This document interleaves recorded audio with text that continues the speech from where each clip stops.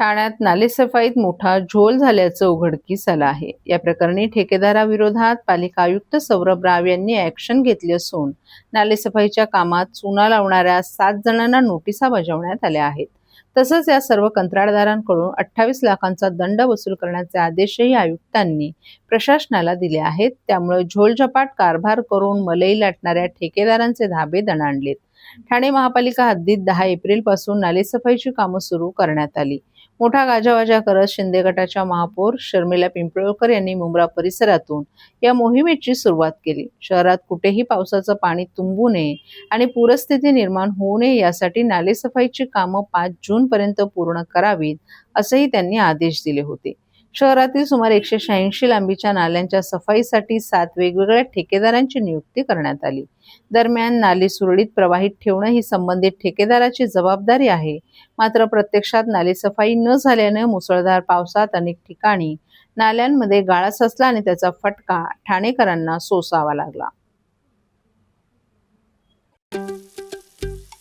दादा, दात घासताय ना, मग पाणी का वाया घालवताय?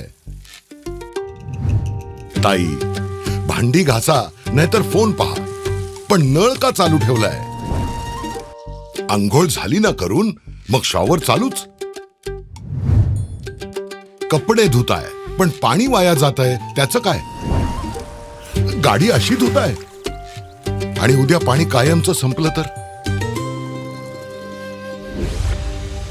पाण्यासाठी किती जणांची वणवण होते, कित्येक कुटुंबांना तर पाणी मिळतही नाहीये। पाणी बोलत नाही, पण आपण त्याची किंमत जाणली पाहिजे। पाण्याचा अपव्यय टाळा, परिस्थिती भीषण होऊ शकते। प्रत्येक थेंब जपा, पाणी वाचवा। पाणी ही निसर्गाची देणगी आहे, पाणी निर्माण करता येत नाही। पाण्याची बचत हीच पाण्याची निर्मिती। ठाणे महानगरपालिकेतर्फे जनहितार्थ जारी। राम मंदिराच्या मुद्द्यावर सातत्याने राजकीय भूमिका घेणाऱ्या भाजपलाच आता अयोध्येतील श्रीराम मंदिरातील कथित देणगी गैरव्यवहाराच्या आरोपांवर काँग्रेसने घेरण्याचा प्रयत्न केलाय। राज्यव्यापी रघुपती राघव राजाराम सत्याग्रह आंदोलनाअंतर्गत शुक्रवारी ठाण्यातील ऐतिहासिक कोपिनेश्वर मंदिर परिसरात काँग्रेसनं आंदोलन करत या कथित प्रकरणाची निष्पक्ष चौकशी करण्याची मागणी केली। महाराष्ट्र प्रदेश काँग्रेस कमिटीचे अध्यक्ष हर्षवर्धन सपकाळ यांच्या निर्देशानुसार ठाणे शहर जिल्हा काँग्रेस कमिटीचे अध्यक्ष राहुल पिंगळे यांच्या नेतृत्वाखाली हे आंदोलन पार पडलं। सकाळी शेकडो पदाधिकारी आणि कार्यकर्ते कोपिनेश्वर मंदिर परिसरातील राम मंदिरात एकत्र आले होते। पांढऱ्या टोप्या परिधान करून त्यांनी रघुपती राघव राजाराम खरा तो एकची धर्म आणि पसायदांचं सामूहिक गायन करत शांततापूर्ण सत्याग्रह केला।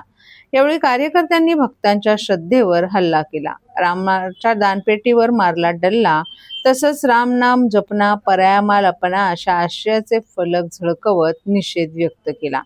आंदोलनादरम्यान रामाच्या नावावर राजकारण करणारेच आता कथित दान गैरव्यवहारावर मौन का बाळगत आहेत असा सवालही उपस्थित करण्यात आला।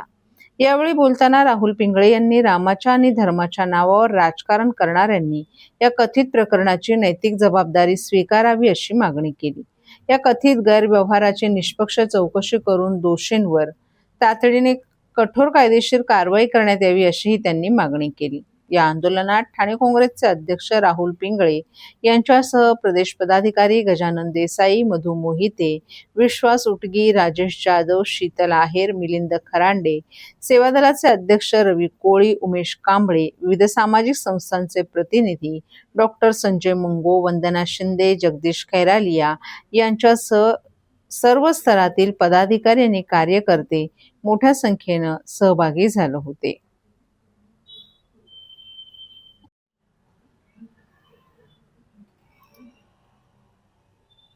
डोंबिवलीतील शास्त्रीनगर रुग्णालयात डॉक्टर आणि परिचारिकांना मारहाण केल्याप्रकरणी अटकेत असलेले शिवसेनेचे नगरसेवक रमेश म्हात्रे यांच्यावर गेल्या 2 दिवसांपासून ठाणे जिल्हा शासकीय रुग्णालयात उपचार सुरू होते। आज त्यांच्या डिस्चार्जची प्रक्रिया पूर्ण झाली असून कोणत्याही क्षणी डोंबिवली पोलिसांकडून त्यांना कल्याण न्यायालयात हजर केले जाण्याची शक्यता आहे। प्रकृती अस्वास्थ्यामुळे काल त्यांना प्रत्यक्ष न्यायालयात हजर करता आलं नव्हतं, त्यामुळे त्यांचा व्हिडिओ कॉन्फरन्सिंगद्वारे सुनावणी घेण्यात आली। यावेळी कल्याण न्यायालयानं पोलिसांना रमेश म्हात्रे यांना प्रत्यक्षात न्यायालयात हजर करण्याचे निर्देश दिले होते. त्यामुळे आज डिस्चार्ज नंतर पोलिसांकडून त्यांना न्यायालयात सादर केले जाण्याची शक्यता व्यक्त केली जात आहे.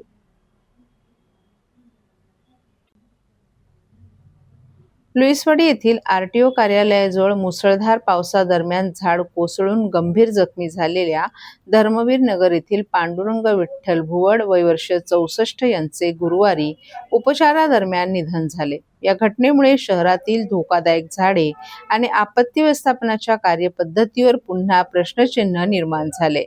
रविवारी दुपारी 12:30 वाजण्याच्या सुमारास झाड कोसळून भुवड यांच्या डोक्याला गंभीर दुखापत झाली होती. त्यांच्यावर प्रथम ज्युतो हॉस्पिटलमध्ये उपचार सुरू करण्यात आले होते. तसंच ज्युपिटर हॉस्पिटलच्या तज्ज्ञ डॉक्टरांनी ही शस्त्रक्रिया केली. मात्र मेंदूला गंभीर दुखापत झाल्यानं त्यांची मृत्यूशी सुरू असलेली झुंज अखेर अपयशी ठरली. त्यांच्या पश्चात बायको आणि 4 अपत्य असा परिवार आहे. कुटुंबातील कर्ता पुरुष गमावल्याने कुटुंबावर मोठं संकट कोसळलंय. या घटनेनंतर नगरसेवक विकास रेपाळे यांनी मृतांच्या कुटुंबियांना आर्थिक मदत देण्याचा प्रस्ताव आगामी महासभेत मांडला जाणार असल्याची माहिती दिली. उपमुख्यमंत्री एकनाथ शिंदे यांनीही महापालिका आयुक्तांना तातडीने मदत करण्याचे निर्देश दिल्याचं त्यांनी सांगितलं. दरम्यान रेपाळे यांनी वृक्ष प्राधिकरण विभागाने आपत्ती व्यवस्थापनावर हलगर्जीपणाचा आरोप करत झाडे पडण्यामागील मूळ कारणांचा अभ्यास करण्याची मागणी केली. धोकादायक झाडांची पाहणी, वेळेत छाटणी आणि प्रतिबंधात्मक उपाययोजना प्रभावीपणे राबवण्याची गरज असल्याचंही त्यांनी नमूद केलं. तसंच आपत्ती व्यवस्थापनातील त्रुटींवर आगामी महासभेत प्रशासनाला जाब विचारला जाणार असल्याचंही त्यांनी स्पष्ट केले. बळी महानगरपालिका हद्दीमध्ये झालेला आहे. झाड पडून एक व्यक्ती दुखापत झाली होती. उपचारादरम्यान त्याचा मृत्यू झालेला. झालेली घटना पण आमच्या प्रभागात होती आणि जी दुर्घटनाग्रस्त झालेली व्यक्ती आहे ती देखील राहणारी आमच्याच प्रभागातील आहे. पांडुरंग भिकू भुवड वय वर्ष 64 असे 6 तारखेला दुपारी 12-12:30च्या सुमारास झाड पडून त्यांच्या मेंदूला मार लागला होता. त्यांना उपचाराकरिता आम्ही जितो हॉस्पिटल या ठिकाणी ॲडमिट केलं होतं आणि ॲडमिट केल्यानंतर त्यांच्यावरती सर्वतोपरी प्रयत्न केले. अगदी ज्युपिटर हॉस्पिटलचे तज्ज्ञ डॉक्टर देखील त्यांनी येऊन त्यांची शस्त्रक्रिया केली. परंतु त्यांच्या मेंदूला लागलेला मार हा अतिशय मोठ्या प्रमाणात होता आणि आज त्यांचं दुर्दैवी असं निधन झालंय. या दुःखद प्रसंगाच्या अनुषंगाने मी माननीय उपमुख्यमंत्री मी असेल, नम्रता भोसले मॅडम असेल, आम्ही सगळे सहकारी नगरसेवकांनी माननीय एकनाथ शिंदे साहेबांशी याबाबत चर्चा केली. शिंदे साहेबांनी तातडीने माननीय आयुक्तांना सदर कुटुंबाला योग्य ती मदत करण्याचे आदेश दिलेले आहेत.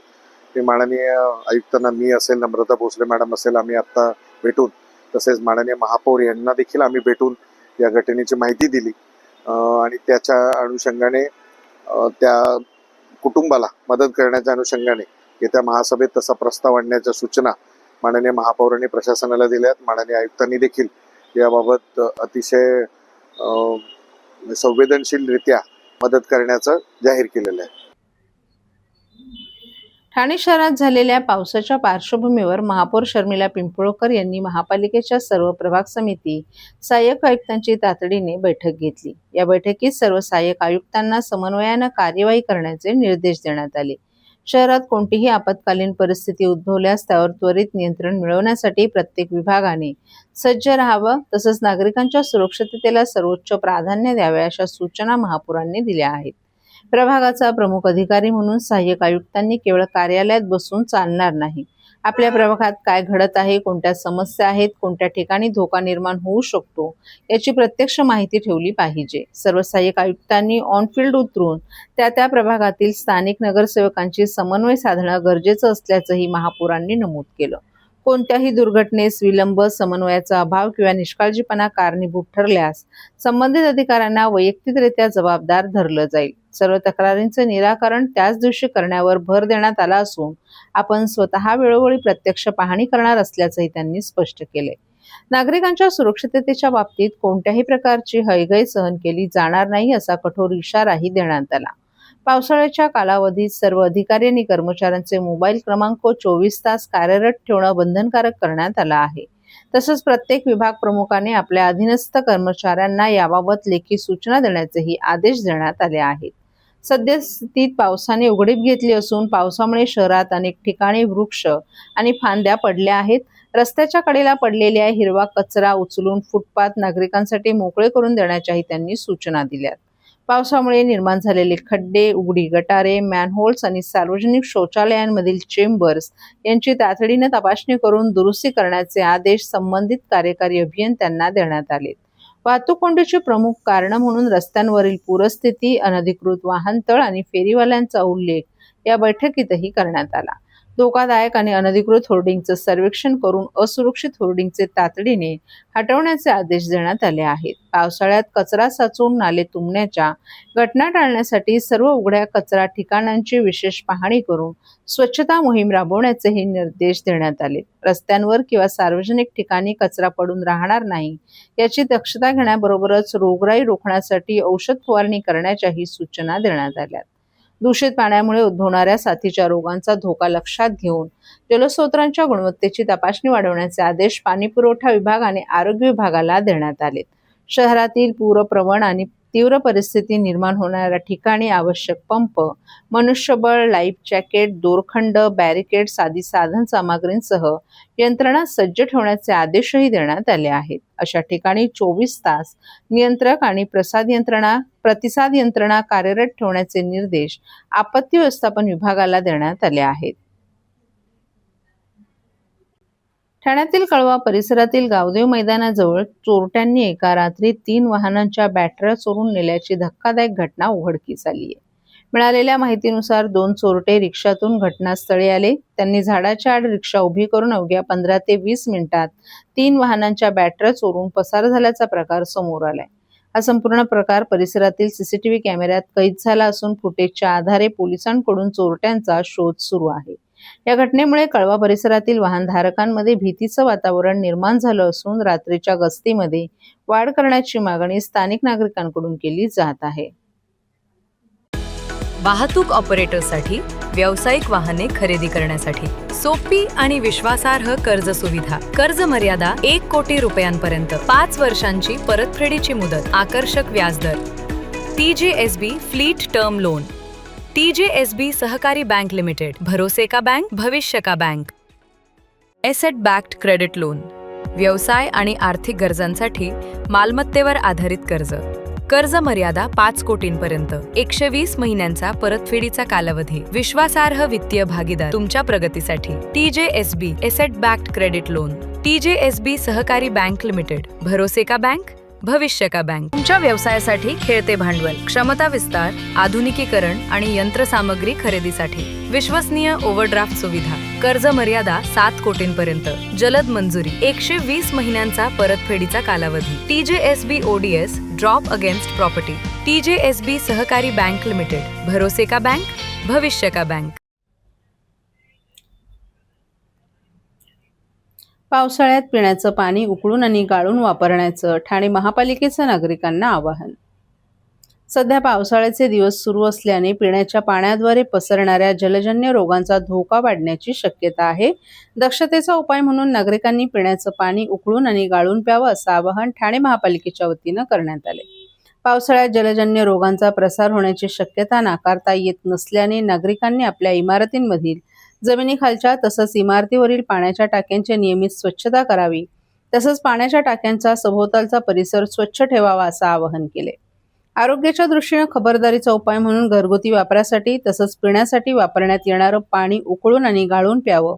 यामुळे जलजन्य रोगांचा प्रसार टाळता येईल असं आवाहन पाणीपुरवठा विभागामार्फत करण्यात आले.